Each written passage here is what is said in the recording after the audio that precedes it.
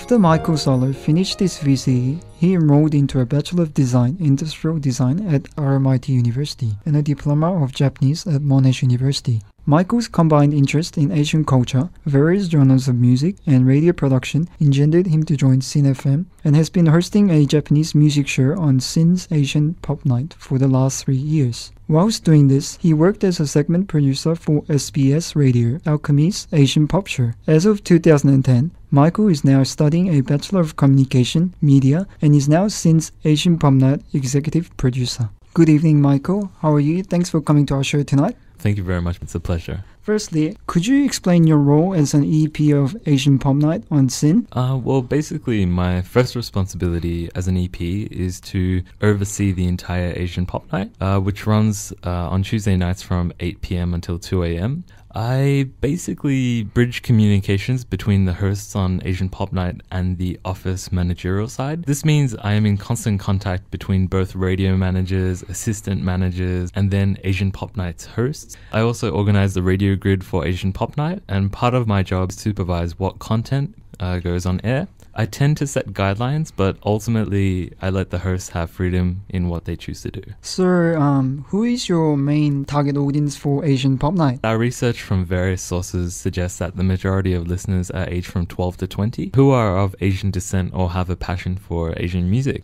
Is there a lot of demand for Asian music to be broadcasted in Melbourne? And is there a lot of competition for Asian music on public radio? Well, Asian music, I feel, has always been somewhat a subculture, and most people mainly attach it to Japanese animation or Korean dramas. However, in the recent years, the Asian music industry has started to create a more international image, causing this globalization of Asian music and attracting audiences which, say, 10 or 20 years ago would have never been considered a demographic. In regards to competition though, the only other show other than Sin's Asian Pop Night that is dedicated entirely to Asian music is the 2-hour Asian music show on SBS Radio, which is nationally broadcasted from Melbourne. Sin, though, has 6 hours of Asian music a week, and each show represents different Asian countries. For example, Korean, Japanese, Mandarin, and Cantonese music. Sin, as a student news network, would run quite differently to other stations. How does it actually work? Well, the criteria states that you must be between 13 years old to 25 years old, as it is for youth. Also, basically, everyone that works at Sin are volunteers and do not get paid. You need to become a member, undergo a training course, and then you propose a new show or apply for a genre night show. For Asian Pop Night at the moment, I have hosts ranging from 15 to 25 with various music and genre interests that are both local and international students. So, going on to more personal questions, what do you believe are the necessary criteria for the person in your position? Well, for the role of an EP, communication skills would have to be the most important for me, seeing as most of what I do is either informing, explaining, or teaching something. There are no real technical prerequisites, but as I said before, being comfortable and competent with the technology that is used in this industry is more than helpful. So what are the major events that are hosted by Asian Pop Night throughout the year? Well, as of yet, there have been no major events for Asian Pop Night this year.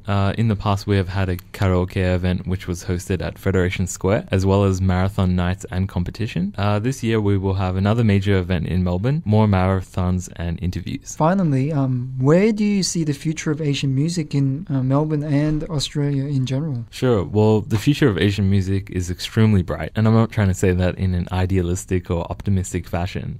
In Australia and worldwide, with the Korean cultural wave at the moment, the industry in Asia has massive potential to grow, and I feel this is the start of Asian music being more recognized as a global competitor. I mean, there are bands in Korea that are trying to compete with the American music market, and yes, they are starting to adopt more Western values in order to compete the American music market. Right.